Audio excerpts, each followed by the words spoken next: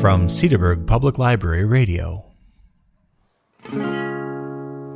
You're tuned to the Steve Donoghue Show on CPL Radio, your one-stop daily source for Steve's take on the world of books.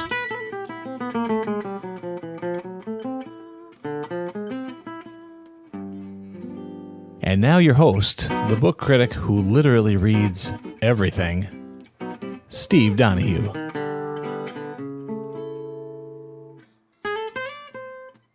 Greetings, fellow patrons of the Cedarburg Public Library, and welcome back to the Steve Donoghue Show, where we talk about bookish news, views, and reviews with the hope that springs eternal in the human breast.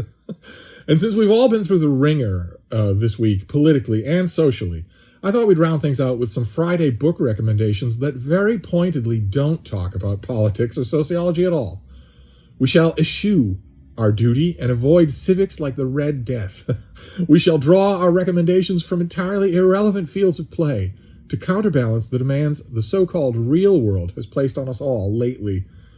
And we'll start off with a little slice of pure sublimity. The Couch Potato by Jory John and Pete Oswald, the fourth in a series of kids' picture books that includes The Bad Seed, The Good Egg, and of course, The Cool Bean.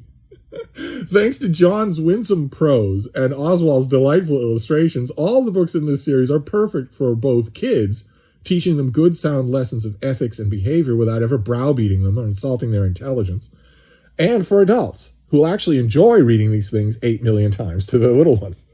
In this case, The Couch Potato has everything it could possibly want within easy reach right there on the couch until the electricity goes out, forcing the sedentary spud to discover there's a whole world outside just waiting to be explored. And speaking of a world just waiting to be explored, readers in 2020 get a lovely reprint from Scribner this month of One Writer's Beginnings by the great American author Eudora Welty. This slim volume, recounting in gorgeous prose Welty's upbringing in the South, has been reprinted many times in many editions, and every one is welcome for the chance it'll find even more new readers for this author. This is Welty at her most introspective and gentle, even when describing the sometimes brutal race relations of her childhood. And readers who might know her only through her fantastic short stories will find a different and very appealing side of her in this wonderful volume. So nice to have it back again for a season, or a year, or two. Continuing on in this little motif of very different worlds waiting to be explored, we have next a memoir by Ian Maloney called The Only Gaijin in the Village, in which Maloney and his Japanese wife relocate to a remote rural Japanese village where he is the only foreigner, the only Gaijin, and therefore even more of a fish out of water than any visitor to Japan would automatically be. Maloney writes his series of admittedly familiar anecdotes with a freshness and an energy that makes them feel new. And there's a warm humor that runs through the whole thing and handily stops it from becoming gimmicky or kitschy. There might be flickers of humor in our next recommendation, but they'll be few and far between, and not warm at all. Decidedly chill, in fact. This is the magnificent new reprint of George R.R. Martin's A Storm of Swords, the third volume in his epic Song of Ice and Fire fantasy series, following Game of Thrones and Clash of Kings. This new edition is bound in faux leather and printed on heavy stock paper, and it includes not only an introduction by Martin's fellow fantasy favorite Neil Gaiman, but also over 24 terrific illustrations in color and black and white by Gary Gianni. To put it mildly, Martin's series has never lacked for devoted fans, and those hardcore fans are obviously the target buying audience for these heavy illustrated editions.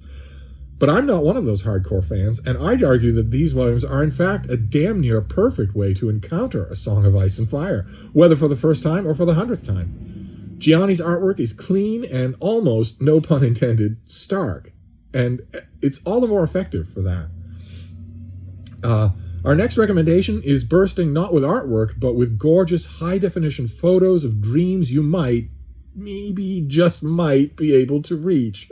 It's George Farmer's big book, Aquascaping, a lavishly illustrated guide to building and maintaining not just a fish tank, but an underwater ecosystem, complete with charismatic species, ecological balance, and biomass energy control. This is aquarium design and aesthetics taken to the next level of geekdom.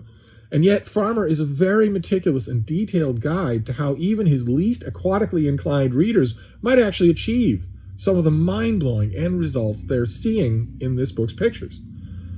If you already have an aquarium or are an aquarium aficionado, this book is certainly for you. But even if you've never filled so much as a fishbowl, Farmer will have you dreaming of possibilities. And we'll finish up our little list today with yet more possibilities rendered in mind-bogglingly geekish detail. It's Star Wars, The Complete Vehicles by Pablo Hidalgo and Jason Fry. This new edition of the classic compendium has been updated to include a wide assortment of spaceships, Star Destroyers, and personal speeders harvested from the latest Star Wars movie. And like the previous edition, this one lays out everything in blindingly fine print detail. When you're finished studying the illustrations and annotations of this volume, you'll be able to take apart and reassemble pretty much any of these imaginary vehicles with your eyes closed. Such are the indefinable rewards of intense fandom. And there you have it, my fellow patrons, a small handful of November recommendations of a decidedly non-relevant nature to send you into a weekend that I sincerely hope will be relaxing and even restorative somehow after the rough week we've all had.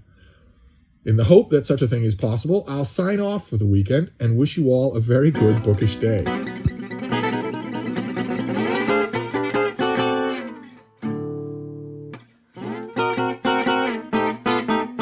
The Steve Donoghue Show is a production of CPL Radio, a service of the Cedarburg Public Library located in Cedarburg, Wisconsin.